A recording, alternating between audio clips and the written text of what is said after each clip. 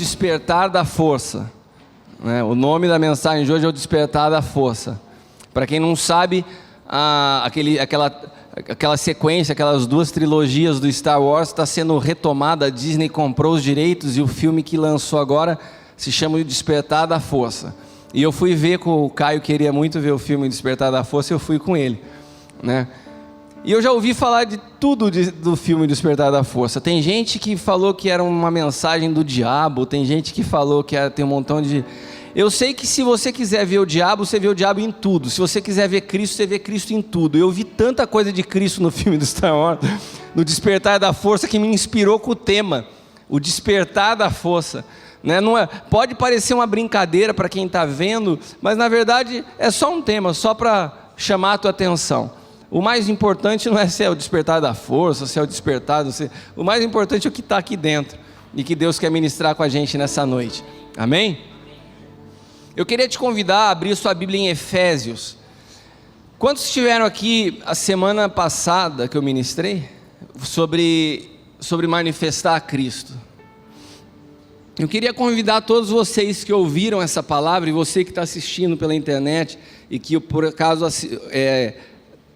conseguiu assistir no YouTube essa palavra da semana passada, que é um novo pacto. Eu queria te convidar a ler novamente a carta de Paulo aos Efésios e a carta de Paulo aos Gálatas. Eu queria te colocar como um convite a você que está nos assistindo e a toda a igreja. Leiam de novo Gálatas e Efésios numa perspectiva e numa visão de novo pacto, e vocês vão perceber que, assim, caramba, eu nunca tinha prestado atenção nisso. Eu tenho certeza que a palavra, como ela é viva, ela vai falar com você de uma forma diferente, porque nós estamos sendo purificados no nosso entendimento.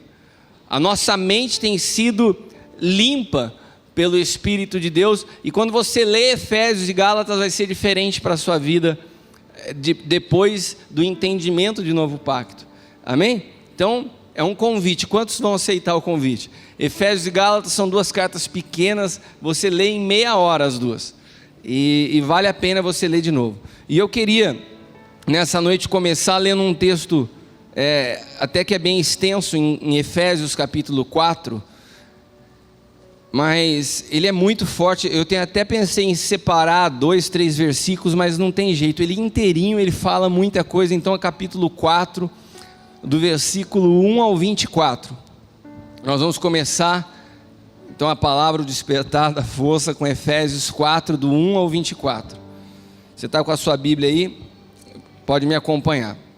Rogo-vos, pois, eu, o preso do Senhor, que andeis como é digno da vocação com que fostes chamados, com toda humildade, mansidão, longanimidade, suportando-vos uns aos outros em amor, procurando guardar a unidade do Espírito, pelo vínculo da paz. Repita comigo: a unidade é no Espírito, e o vínculo é a paz. Há um só corpo e um só Espírito, como também fostes chamados em uma só esperança da vossa vocação.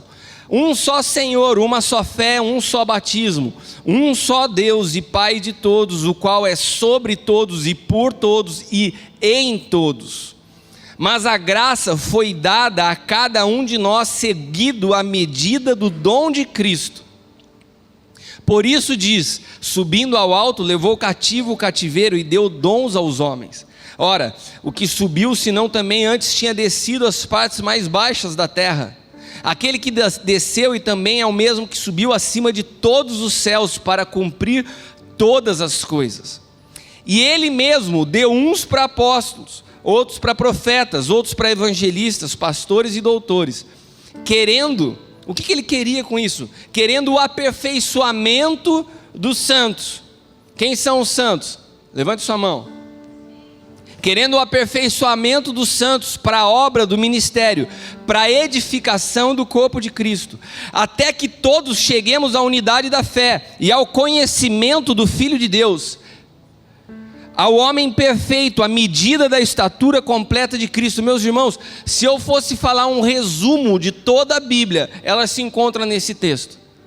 O propósito de Cristo ter morrido, ressuscitado, ter levado o cativo o cativeiro, ter dado dons aos homens, ter chamado uns para apóstolos, profetas, evangelistas, mestres, foi com um propósito: aperfeiçoamento dos santos, até que todos atinjamos a estatura do varão perfeito que é Cristo. Esse é o propósito de Deus para o homem, que todos nós possamos alcançar a estatura de Cristo, a estatura em entendimento, a estatura em visão, a estatura em mentalidade.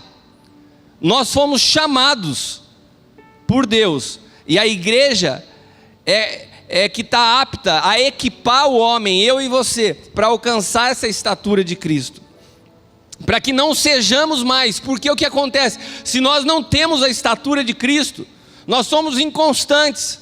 Por isso 14 fala assim: para que não sejamos mais meninos inconstantes, levados em roda por todo o vento de doutrina, pelo engano dos homens que com astúcia enganam fraudulosamente.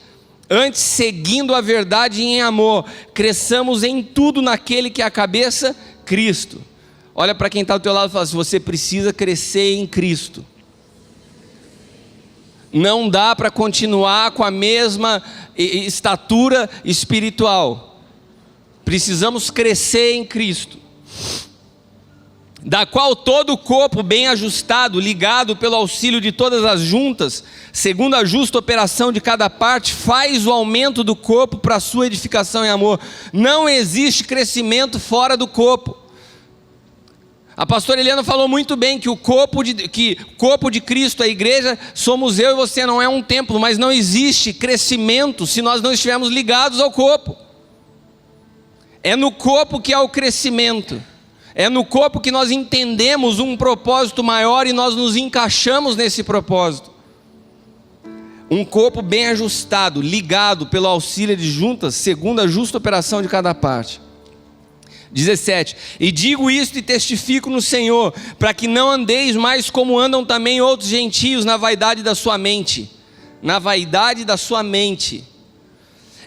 entenebrecidos no entendimento, separados da vida de Deus pela ignorância que há neles. A tua ignorância te separa da verdade de quem é Cristo. A nossa ignorância, obscurecida por um entendimento cauterizado, nos afasta da realidade de quem é Cristo, endurece o nosso coração. Versículo 19, os quais, havendo perdidos todo o sentimento, se entregaram à dissolução, para com avidez cometerem toda a impureza. Mas vós não aprendestes assim a Cristo, se é que o tendes ouvido e nele fostes ensinado, como está a verdade em Jesus, que quanto ao trato passado, vos despojeis do velho homem que se corrompe pelas concupiscências do engano, e vos renoveis no espírito da vossa mente, e vos revistais do novo homem que segundo Deus é criado em verdadeira justiça e santidade. Amém? Eu queria começar essa palavra com uma frase que o Espírito Santo falou comigo nessa tarde. Se você quiser pode até anotar essa frase. Deus está mais interessado naquilo que Ele está construindo em nós, do que aquilo que nós estamos construindo para Ele. Preste atenção, Deus está mais interessado naquilo que Ele está construindo em nós, do que aquilo que nós estamos construindo para Ele. Muitas vezes nós nos pegamos achando que estamos fazendo o melhor de nós para Deus. Muitas vezes nós nos pegamos cheios de atividade, que pode até se transformar num ativismo. Mas Deus está mais preocupado em construir a Cristo em nós, do que aquilo que você constrói externamente para Ele. Porque tudo aquilo que você constrói externamente para Ele, sem Cristo ter sido gerado em nós, pode estar sendo construído na alma. E é por isso que a preocupação de Deus é construir a Cristo em nós através da igreja. Ele está mais preocupado com aquilo que acontece no interior da tua vida do que acontece no teu exterior. E por isso a Camila disse de maneira profética e muito precisa nessa noite: não analise o teu ano que passou por aquilo que aconteceu à tua volta, mas por aquilo que aconteceu dentro de você. Eu posso analisar esse ano por uma perspectiva almática ou por uma perspectiva espiritual. Por uma perspectiva almática, com certeza meu ano pode ter sido terrível aos olhos dos homens. Mas por uma perspectiva espiritual, eu nunca conheci tanto a Cristo como eu conheci ao longo desse ano.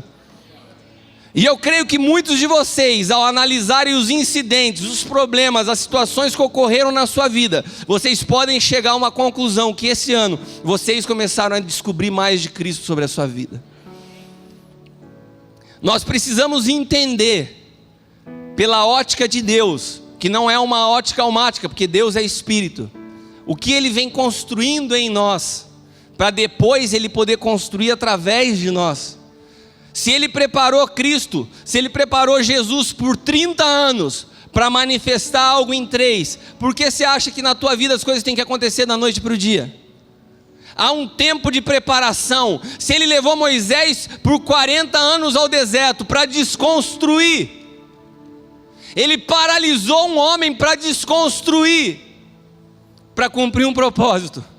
Porque Ele não pode parar eu e você por um espaço de tempo para nos desconstruir e nos lançar para produzir algo muito maior do que você já viveu na história da sua vida. Sabe, quando a gente começa a olhar a Bíblia, ela inteirinha, de Gênesis a Apocalipse, ela fala de Cristo. O problema é que a gente lê a Bíblia, o problema é que a religião apresenta um evangelho, onde o centro do evangelho é o homem. Então o homem aprende a se relacionar com Deus pelos benefícios que Ele pode oferecer, e não pelo propósito que Ele tem. Agora, quando você entende que o centro da Bíblia é Cristo, e não é você e nem eu, as coisas mudam de figura. Existe algo mais importante do que os benefícios que a cruz pode te dar. Sabe, durante muito tempo a gente vê um evangelho que a gente busca por causa da cura, e não tem nada de mal na cura, oramos por cura nessa noite. Um evangelho que fala de salvação e não tem nada de mal, pelo contrário, é tremendo. A salvação é o pontapé inicial de tudo, da libertação, mas tudo isso são apenas benefícios de se receber a Cristo. Você pode receber e se alegrar com isso. Quando você descobre a Cristo, tudo isso é novo. Existe cura, existe libertação, existe vida. Mas depois de 1 ano, 2 anos, você tem que entender que isso é só benefício, que tem algo muito maior do que isso, que é conhecer a essência do próprio Deus, que é conhecer como Ele pensa, e conhecer qual é o propósito que Ele tem, para que você possa se encaixar nesse propósito, para que a tua vida possa fluir no mesmo rio que já está fluindo. A história não começou em você e não vai terminar em você. Existe um propósito de Deus se cumprindo sobre a face da terra. Existe um rio que está fluindo, e você precisa mergulhar e fluir junto desse rio.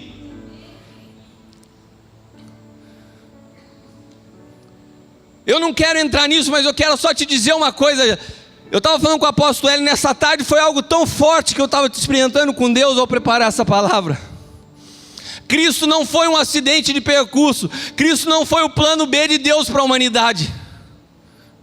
Sabe, às vezes a gente acha que Cristo surgiu na história quando o homem caiu.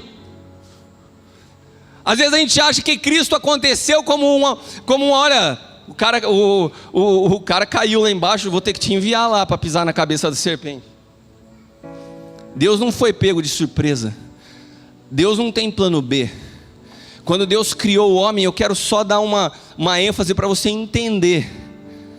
Porque quando nós vamos entendendo de Cristo, nós vamos sendo livres de tudo aquilo que o diabo pode oprimir nas nossas vidas. E eu tenho nessa noite uma mensagem de esperança para 2016 para você. Eu creio naquilo que Deus vai fazer, mas eu quero só fundamentar isso para que você entenda que o centro da minha vida, o centro da tua vida, o centro do evangelho e o centro de todas as coisas se chama Cristo. Quando nós entendemos isso, todas as coisas mudam e entram no lugar. Quando Deus criou Adão e quando Deus criou a Eva, Deus criou Adão como um símbolo, porque todo o Antigo Testamento é uma sombra que apontava para Cristo. Todo. Se você lê Gênesis, se você lê Êxodo, se você lê Levítico, se você lê Números, se você lê Deuteronômio, se você lê Esther, Ruth, se você lê cada um dos livros, ele aponta para Cristo. Os sacrifícios, a Páscoa, o sangue nos ombrais, Tudo apontava para Cristo, Abraão com Isaac, tudo, porque Deus sempre quis mostrar para o homem o projeto perfeito que se chamava Cristo. Quando Deus criou Adão, Romanos diz isso. Quando Paulo escreve aos Romanos, ele diz: Adão foi a primeira sombra. Por isso Deus chama o homem de coroa da criação, porque Adão era a sombra que mais apontava de forma clara quem seria Cristo.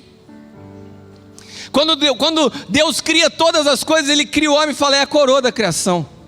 Por que é a coroa da criação? Porque em toda a terra manifestava a glória de Deus. Toda a terra manifestava, toda a criação manifestava Cristo.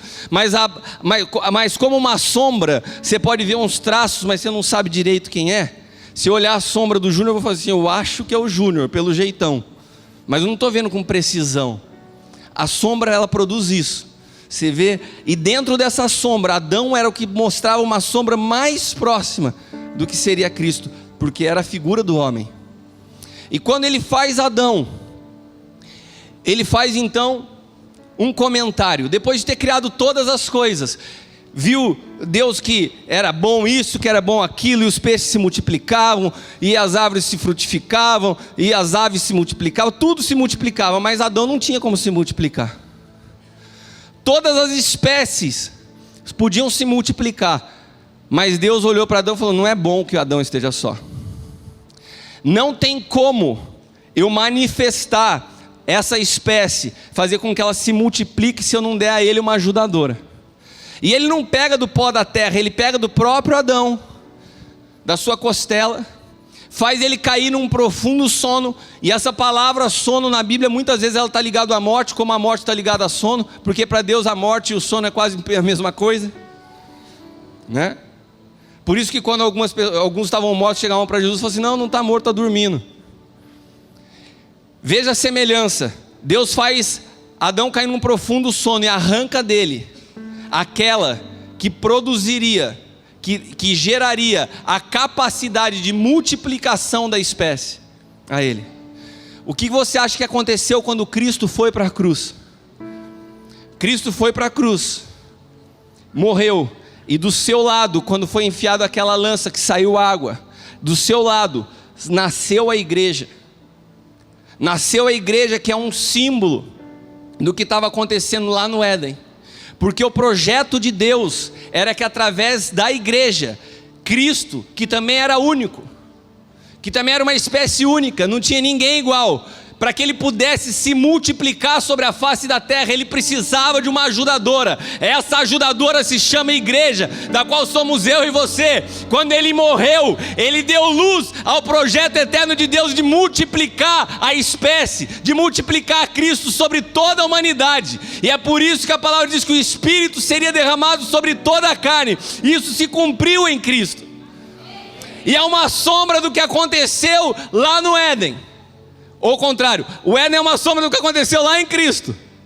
Só que o mais tremendo disso, que eu quero que você entenda nessa noite, é que tudo isso aconteceu antes da queda. Todo esse plano perfeito, toda essa analogia, tudo que Deus estava mostrando foi antes. Cristo já existia como projeto de Deus para a vida da humanidade antes da queda do homem. Não foi assim: você caiu, agora eu tenho que enviar Cristo. Não aconteceu assim, meu irmão. Cristo sempre foi o centro de todas as coisas. Você pode falar aleluia? Cristo sempre foi o centro de todas as coisas. Sempre foi e sempre será. Quando eu e você entendemos isso, nós saímos de uma visão dos benefícios para uma visão de um propósito. Nós tiramos a nossa vida do centro e entendemos que o centro de todas as coisas sempre foi e tem que continuar sendo a Cristo. Amém? Vocês estão aqui?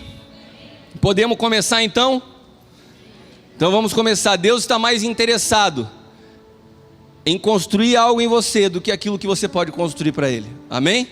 Era aqui que nós estávamos? Você anotou isso? Quando a gente está alinhado com Ele em espírito, quando a gente está junto e misturado com Ele, a sua obra externa pode avançar através de mim. Quando eu não estou misturado com Ele, quando eu não sou um espírito com Ele, quando eu não tenho a mente dEle, Eu posso atrapalhar mais do que ajudar, tendo cara de obra de Deus, mas atrapalhando a manifestação do Deus verdadeiro. Sabe por quê? Porque no Éden haviam duas árvores, a árvore do conhecimento do bem e do mal e a árvore da vida. Deus falou para o homem: não coma da árvore do conhecimento do bem e do mal. Ou seja, o homem poderia comer da árvore da vida. O que aconteceu ali foi mais do que um ato de desobediência, foi uma escolha consciente. E a primeira escolha que Eva tomou foi acreditar na mentira da serpente. E quando ela tomou o conhecimento, comeu do conhecimento sem vida, ela se afastou de Deus. Você sabe o que a religião é nos dias de hoje? Conhecimento sem vida também nos afasta de Deus.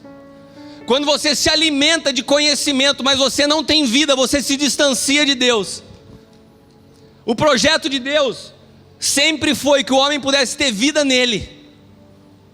Se ele tivesse comido da árvore da vida, ele ia perpetuar vida de Deus dentro do próprio homem. O conhecimento da vida é aquela vida zoe que a gente falou semana passada. Era isso que Deus tinha para o homem, a vida de Deus no homem.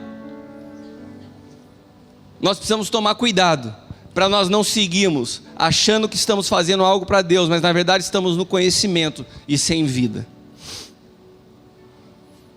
O versículo 11 diz assim: Ele mesmo deu uns para apóstolos, outros para profetas, evangelistas, pastores, doutores, querendo o aperfeiçoamento dos santos para a obra do ministério, a edificação do corpo de Cristo, até que todos cheguemos à unidade da fé e ao conhecimento do Filho de Deus, homem perfeito, à medida da estatura completa de Cristo. O propósito de Deus em toda a história sempre foi gerar Cristo em nós. Durante toda a história, foi sempre o propósito de Deus nos livrar da inconstância da alma. Uma alma que é sempre seduzida pela vaidade, seduzida pelo orgulho. E eu conversava com a Leila hoje, que o pior de tudo é quando essa alma vem e acha que se converte. Quando você está no mundo e você é conduzido pela alma, já é feio, já é ruim, já é uma coisa horrorosa, uma pessoa que é movida na vida pelo orgulho e pela vaidade.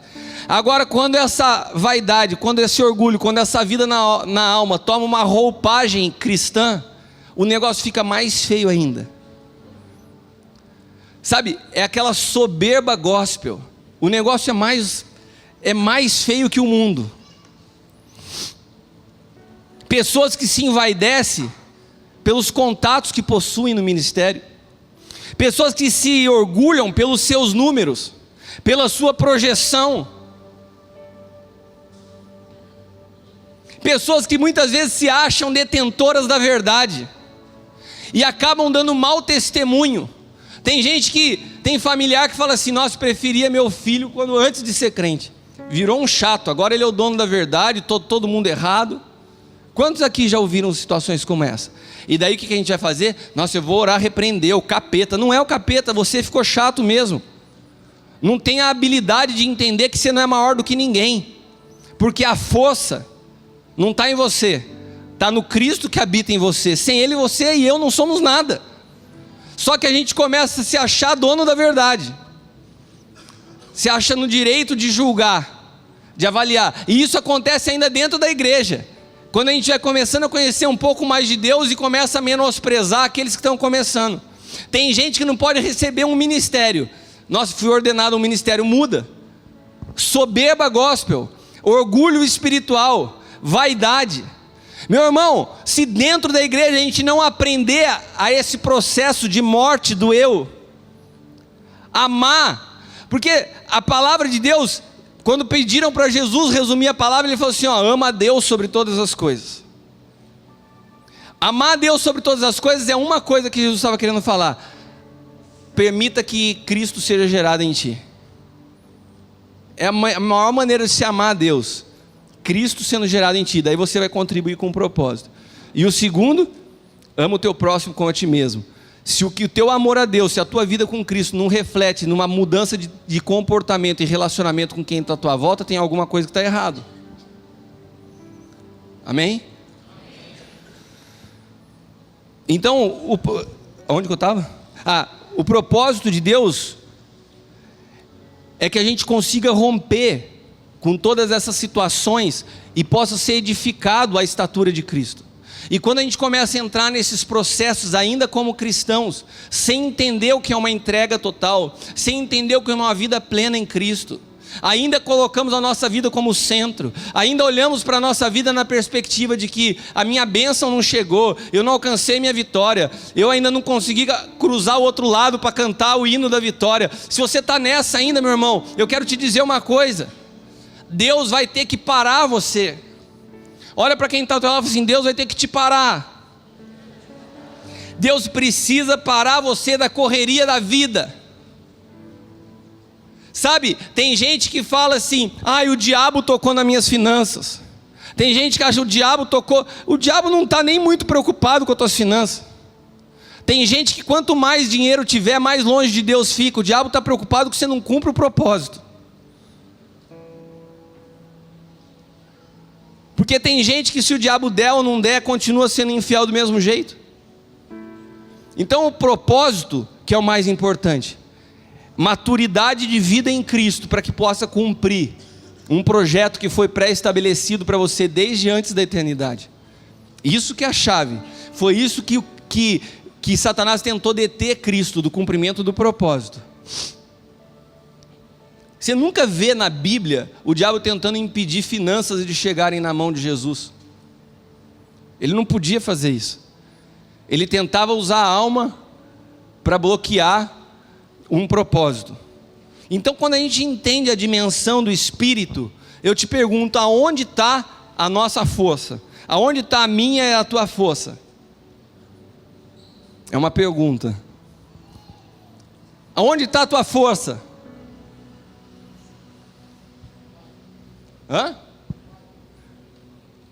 No Pai falaram? Onde está a tua força? A gente falar no Pai, vamos trazer para, não está errado, mas vamos trazer isso para uma realidade mais pessoal. Se o Pai resolveu habitar em nós através de Cristo, a força da vida do homem está no seu espírito. É no espírito onde Cristo resolveu se relacionar contigo. É no Espírito que o Espírito de Deus se fundiu com o teu Espírito e vocês se tornaram um e se comunicam com Deus.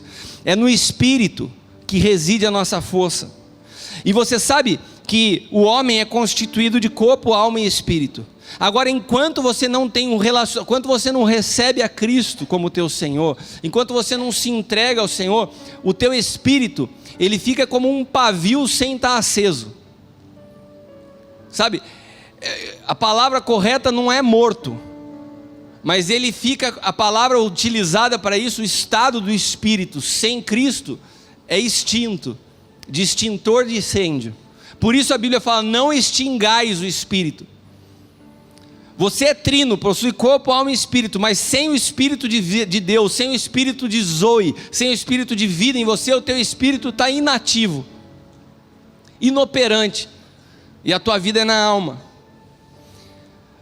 Agora, quando a gente começa a caminhar no Espírito, só que a alma continua falando mais alto, e você continua como um menino espiritual construindo dos teus jeitos, com as tuas vaidades, com os teus orgulhos, com as tuas metas, com os teus planos falíveis, porque os nossos planos são falíveis. Amém? Nós podemos fazer um planejamento para a nossa vida ano que vem e dar tudo errado. Nós podemos fazer um planejamento para uma empresa e esses planejamentos e essas metas não serem atingidos. Você pode desenhar cenários e nenhum dos cenários que você desenhou pode se cumprir. Quem conseguiria prever as coisas que estão acontecendo nesse país? Os nossos projetos são falíveis, mas quando nós aprendemos a construir as coisas no Espírito, nós não construímos e não planejamos através de uma perspectiva humana.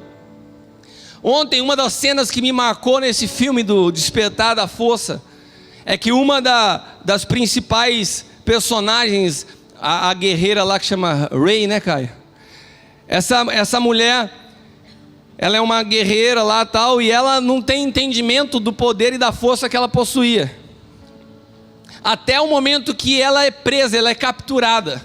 E daí ela fica presa, literalmente presa, com um tipo de umas algemas, só que o negócio se passa tudo no futuro, né? Tudo moderno. Ela está presa, está paralisada, não tem mais chance, não tem mais jeito de sair daquele lugar. Então ela começa a utilizar da força, né? Que dentro do Star Wars é uma força interior, é uma força do bem. E ela começa a falar para o guarda que está guardando ela, assim: você vai me soltar, vai colocar sua arma no chão, vai abrir a porta e eu vou sair. E ela começa a usar dessa força. E o cara, a primeira vez que ela faz isso, ela nem sabe o que ela estava fazendo. E o cara olha: você está rindo porque você viu o filme também, né, Brunão? e daí o cara fala assim: que isso, não vou fazer isso nada. Ela fala mais uma vez: você vai me soltar a corrente, vai soltar sua arma e vai abrir a porta para eu sair. E daí o cara assim: eu vou soltar, eu vou abrir a corrente e você vai sair. E daí naquele momento ela fala: caramba, como que eu fiz isso? E ela começa a ativar uma força que ela possuía nela, sem saber que ela possuía. E foi nesse momento que Deus me falou do despertar da força. O despertar da força. Nós carregamos algo dentro de nós que nós não temos noção nem de como usa. Sabe como aconteceu com aquela mulher lá? De repente ela começou a falar e as coisas começaram a acontecer. Tem pessoas aqui que quando começarem a ter o entendimento de quem são em Cristo, do que é Cristo em nós, vocês vão começar a decretar e os seus decretos vão começar a acontecer. E daí você vai falar: caramba, nem eu pensei que fosse possível fazer isso. Repita comigo: eu preciso despertar o Cristo que há em mim. Não que Ele esteja dormindo. Isso não precisa repetir, eu que estou te falando. Não que Ele que esteja dormindo, mas nós precisamos despertar para o nosso entendimento do que é Cristo em nós. Deus só vai alcançar o seu objetivo em nós de forma mais efetiva quando Ele nos paralisa, quando Ele nos torna inativos, quando nós conseguimos parar para falar assim: deve ter uma saída, deve ter uma outra maneira, do que quando nós estamos no meio de muito trabalho. Quando essa mulher conseguiu entender a força que havia nela, foi numa situação de beco sem saída, não tinha mais o que fazer. E daí ela foi recorrer a uma força que nem sabia que ela tinha. 2015 foi um ano onde Deus parou muitos de nós. E essa paralisação, quando ela não é entendida no espírito, ela começa a doer a nossa alma.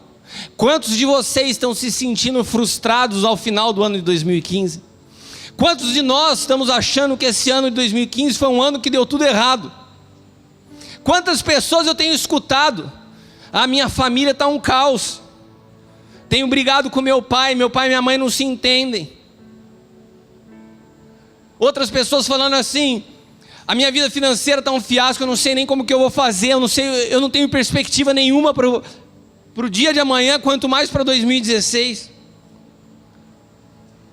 A sensação que eu tenho é que Deus parou. A sensação que eu tenho é que as portas se fecharam. A sensação que eu tenho é que eu não sei mais como agir. Todo o conhecimento, tudo que eu sempre fiz não dá mais certo. Eu quero te dizer uma coisa com muita convicção: você não está lutando contra o inferno. É a mão de Deus que nos para. A mão de Deus parou muitos de nós no ano de 2015. A mão de Deus foi a mesma mão que parou Moisés, depois de uma vida ativa, depois de uma posição importante. Foi levado por 40 anos num deserto, 40 anos sem poder fazer quase nada. Você imagina para um cara, que era o filho da filha do faraó, treinado com todas as estratégias de guerra, com todo o conhecimento do Egito, mandava e desmandava. Era um cara que tinha influência, que tinha conhecimento, comia as melhores comidas, usava as melhores roupas. Você consegue imaginar o contexto da vida de Moisés?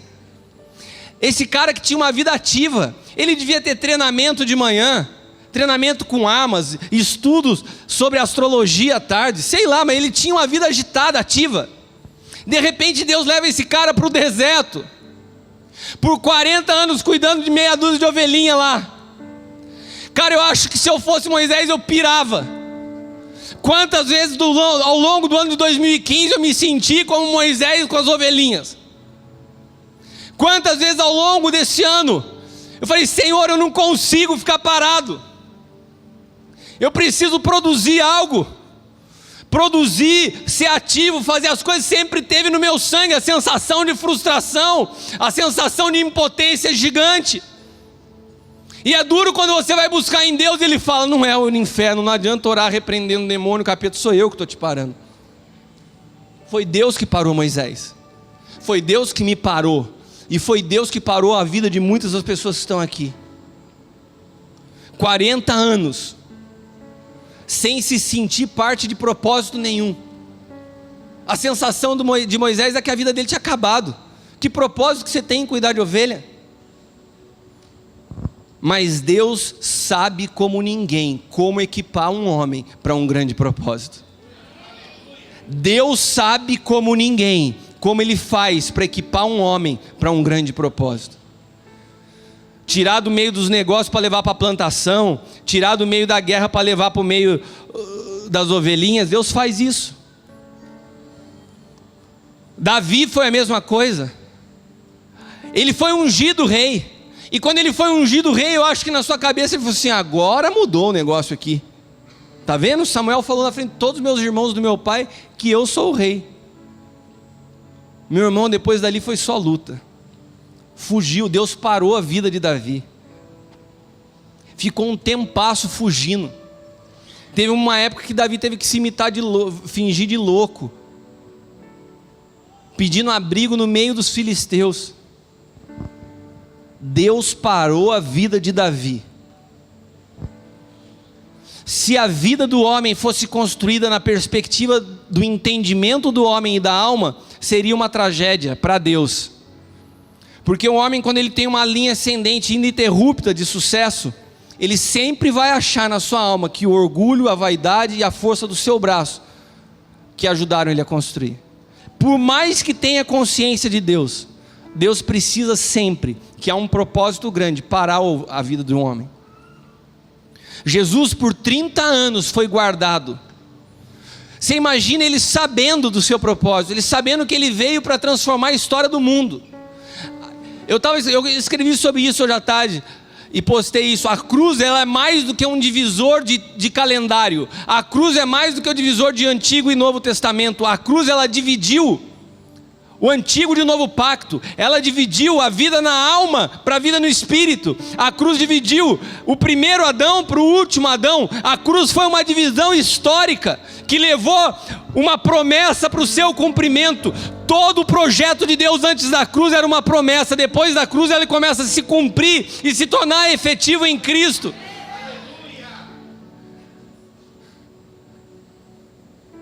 E Jesus sabia que ele ia para a cruz para virar a história. Ele teve que aguardar isso por 33 anos. Só que por 30 anos, inativo, inoperante. Quantos estão inativos e inoperantes hoje? Quantos sentem que o seu potencial não está sendo explorado ao máximo? Quantos sentem que tem muito para dar, mas parece que não estão produzindo nada? Profissionalmente, ministerialmente. Repita comigo: Deus sabe como equipar uma pessoa para o cumprimento do seu propósito. A sabedoria de Deus está presente na maneira como Ele nos trata. Se nós entendemos que vivemos de fato por causa desse Senhor, preste atenção aqui, se você entende que de fato você vive por um propósito, eu quero te dizer algo nessa noite: nós podemos ficar seguros. Se você vive por um propósito, se você vive por Cristo, se de fato você descobriu a Cristo como o maior tesouro da sua vida, você pode ficar seguro que se você entregou sua vida a Ele, o objetivo dele será cumprido através da minha e tua vida, porque o propósito de Deus não falha. Nós podemos ser falíveis, Ele é infalível, Ele é imbatível, nada pode deter o cumprimento do propósito de Deus através da minha e da tua vida. Se você escolheu entregar a sua vida para cumprir um propósito, nada vai poder impedir esse propósito de ser cumprido. Nada. Você pode estar numa pausa, você pode estar no intervalo de tempo, onde Deus está te preparando para um salto maior, mas você não está fora do baralho, você não está fora do jogo. Deus continua contando com a tua vida. Há uma história sendo escrita. Há uma história sendo escrita. E essa história ainda não chegou nos seus capítulos finais. Olha para quem está do teu lado e fala assim: existe muita história ainda pela frente. Se 2015 foi um tempo de estar parado, 2016 Deus vai acelerar as coisas na sua vida. Aleluia!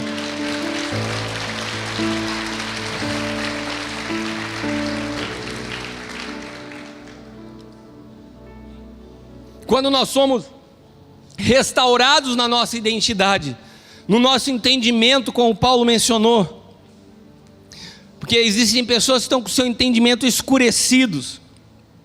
O versículo 18 diz isso: entenebrecidos no entendimento, separados da vida de Deus pela ignorância. Por isso nós somos alertados a renovar o entendimento, porque a tua ignorância, o teu desconhecimento de Cristo te separa de Deus.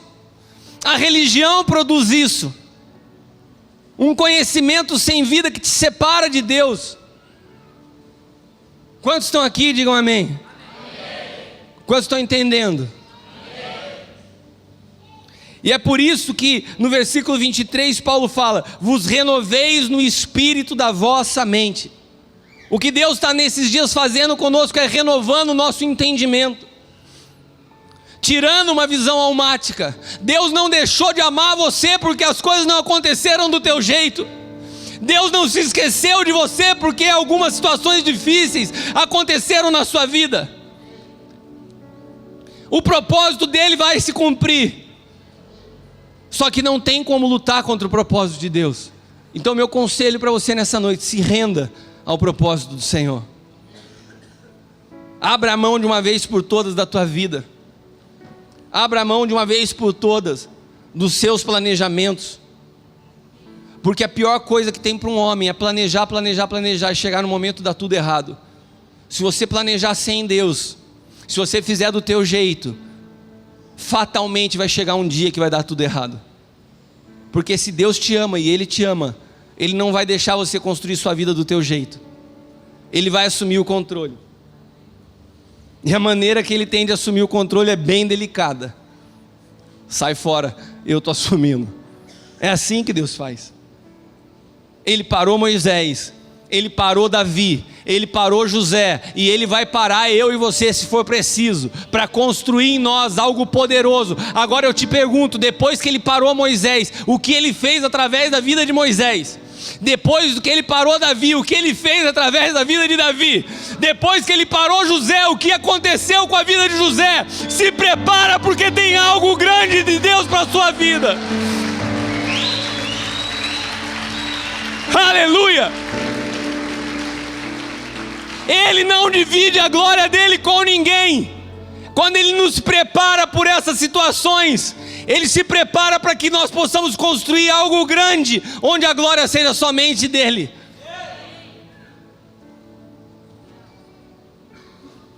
Quando a nossa vida foi ligada em Cristo, como eu falei a semana passada, na sua morte e também na sua ressurreição, a nossa vida passou de ser, preste atenção nisso, a tua vida passou de ser um assunto pessoal.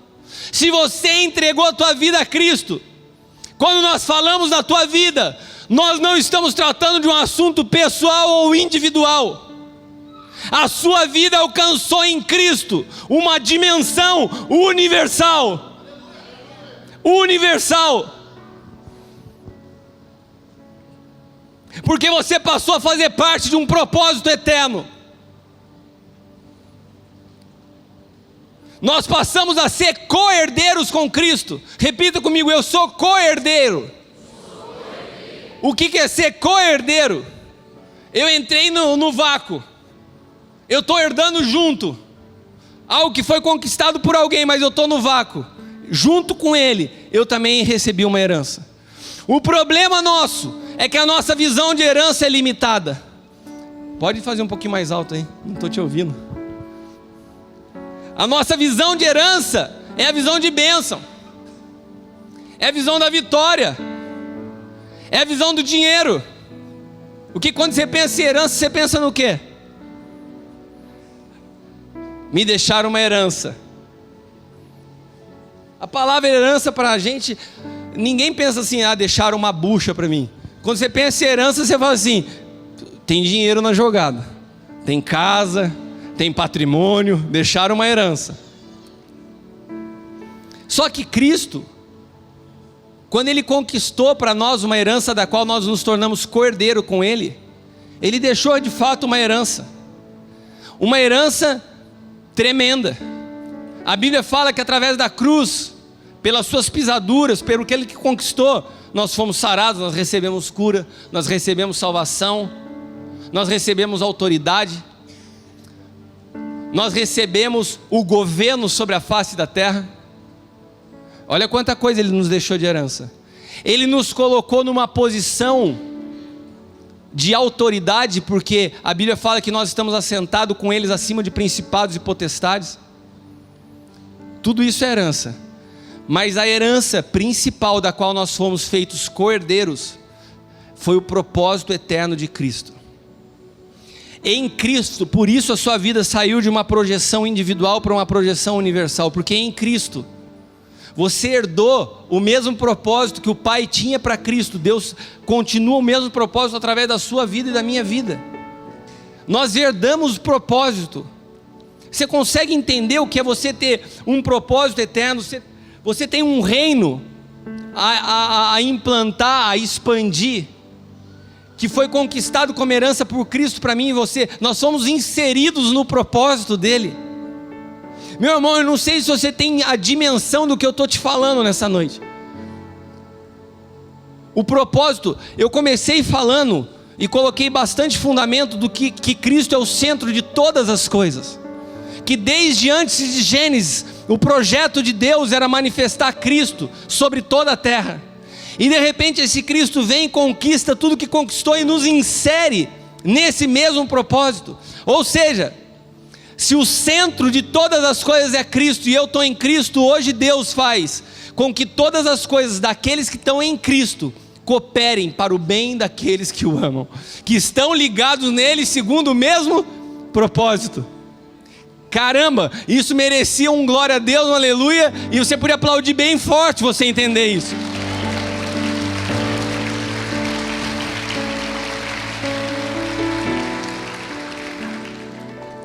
A tua vida alcançou dimensão universal. Eu quero te dar uma figura bem simples para que você possa entender do que é isso, porque às vezes isso parece distante para você. Só, mas como assim, apóstolo? Tem gente que acha que quando às vezes vê alguém pregando, fala assim, nossa, o cara explica e tal, parece que se a gente nasceu pregando, né? Eu, no período de faculdade na minha vida, quando fazia chamada em sala de aula, para falar presente, quando citavam o meu nome, eu ficava inteirinho vermelho, só de falar presente. Eu tinha uma dificuldade gigante de falar em público. Se eu chegava numa roda de 4, 5 pessoas, e tinha um amigo meu, e eu tinha que falar com esse amigo, e cumprimentar os outros 4, era um sofrimento e uma angústia. Para chegar numa menina, como eu era tímido, como eu tinha vergonha, como eu passei a minha vida inteira lutando contra a timidez. Um dia eu tive uma experiência com Cristo. Foi no último ano de faculdade. E no último ano de faculdade, diante daquela experiência que eu tive com Cristo, a minha mãe falou assim, ai filho, eu tinha um sonho de que você fosse orador da sua turma. Eu falei, mãe, pelo amor de Deus, eu não consigo nem responder meu nome na chamada, como que eu vou falar em público? E eu recém-convertido, apaixonado por Deus, orando, eu consegui discernir o Espírito Santo, porque só podia ser o Espírito Santo, não era o capeta e muito menos vontade pessoal. Falando, não, vou dar o seu nome para ser orador da turma. E dei meu nome. E estava concorrendo com mais 3 pessoas na sala de aula. a menina mais CDF da classe, a mais inteligente, a outra que organizou a comissão de formatura, super descolada, falava bem, e mais um outro cara lá. Daí foram dando os nomes, uma sala de quase 70 alunos. Tem mais alguém que gostaria de dar o nome para ser sorteado aqui? A gente vai fazer uma votação para o orador da turma de Engenharia Civil. Eu fiz faculdade lá em Campinas, na PUC. Daí eu levantei a mão assim, morrendo de vergonha. Para levantar a mão, já tremia a mão. Quando eu levantei a minha mão, os meus amigos foram olhando um para a cara do outro e falaram assim: o Kiko tá louco? O que ele está dando o nome para ser orador? E começou uma brincadeira: vamos votar nele só de sacanagem? Vamos. Conclusão, eu ganhei. A CDF, a líder da negócio de formatura, ficaram, sabe aquelas meninas todas? Ficaram tudo, mas como ele vai ser orador da turma? O cara nem fala direito. Direito não falava nada em público, né? Eu nunca orei tanto na minha vida como naquela época. E eu me lembro que na minha formatura foi minha primeira pregação. Um auditório só de pessoas que não eram crentes, numa formatura. Eu me lembro como se fosse hoje. Você imagina, aqui estava o palco da formatura, aqueles bancos sentados assim, eu estava sentado no último lá de cima. E eu me formei com outras 3 turmas, em engenharia sanitária, engenharia não sei o que lá. E os oradores das outras turmas, das outras 2, foram antes de mim, eu fui o último. E quando eles desceram do lugar que eles estavam com aquelas espuma, confete. O cara chegou para falar, não conseguia nem falar, de tanto que riam, cheio de espuma na cara e tal. E eu falei: meu Deus, eu preparei uma pregação para o discurso. Me lembro como se fosse hoje, Mateus 6, buscar em primeiro lugar o reino de Deus e a sua justiça, num discurso de formatura. Nunca tinha falado em público na minha vida. Não tinha nenhuma habilidade, nenhuma capacidade para isso. E medo, minha perna tremia. Na hora que chamaram o meu nome, eu saí por um lado e começaram a brincar com um cara. Eu não sei o que aconteceu, eu sei que eu cheguei intacto no púlpito lá na plataforma. O único que chegou sem espuma na cara, o único que chegou sem confete. E eu tenho gravado isso, um dia eu mostro para vocês. E eu comecei o discurso assim. Eu poderia falar sobre um montão de coisa, todo mundo, mas eu quero falar sobre a coisa mais importante que aconteceu na minha vida. Eu quero falar sobre Cristo. Murchou o auditório. Foi um silêncio. Você imagina a festa de formatura, a bagunça que é. Ficou todo mundo quieto. Eu falei por 15 minutos, todo mundo ouviu eu falando pelos 15 minutos. Nos meus 20 e poucos anos, limitado na minha fragilidade, na minha timidez, poderia imaginar ver uma cena como havia nesses anos pregando o evangelho em outras nações. E isso aqui para mim nessa noite seria impossível na natureza humana. Por isso todas as vezes que eu prego eu sou completamente dependente do Espírito. Qual é a tua limitação, meu irmão? Quais são os teus temores? Você tem medo do quê? Quem carrega Cristo dentro tem medo do quê? Tem medo de perder? Tem medo de sofrer? Meu irmão, aqueles homens que conheceram a Cristo, pescadores, homens comuns, homens sem cultura, eles foram completamente impactados pelo propósito, não tinham medo de perder sua própria vida. E nós às vezes ficamos preocupados diante de uma crise financeira, se vai perder o carro, se vai perder a conta na poupança, se vai perder a casa. A gente tem que estar disposto a perder a própria vida por amor a esse Senhor que transformou a nossa história. A igreja está assentada com Ele. Eu e você como igreja estamos assentados acima de principados e potestades. E encarregados, nós somos encarregados de um enorme, de um insondável plano. Quando descobrimos isso, nós despertamos em nós a maior força disponível no universo. Cristo em nós, esperança de vida não só para nós, para o mundo. Efésios ainda capítulo 1, Versículos 18 ao 23 diz assim: tendo iluminado os olhos do vosso entendimento, para que saibais. Deus tem iluminado os olhos do nosso entendimento, para que nós possamos saber qual a esperança da nossa vocação, quais as riquezas da glória da sua herança, qual a sobreexcelente grandeza do seu poder sobre nós os que cremos, que manifestou em Cristo. Gente, o mesmo poder que ressuscitou Cristo dentre os mortos habita em mim e em você.